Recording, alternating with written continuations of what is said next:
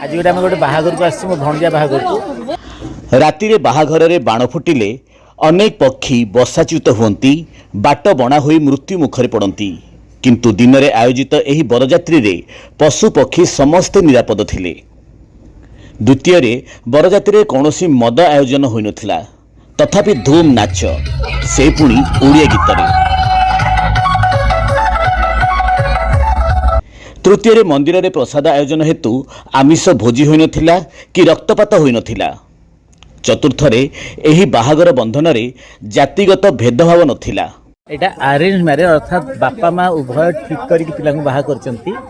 एटा कौनसी गांधर्व विवाह नुहे।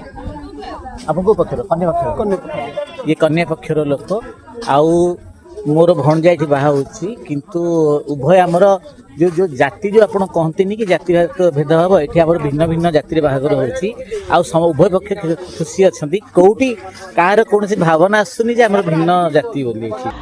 आजिकाली कौनसी उत्सव रे किए इंग्रेज कर कोट सूट पिंधुचंती तो पुणी किए मोगल परी शेरवानी किंतु संपूर्ण भारतीय धोती रे मते देखी केते लोक तात्सल्य कले।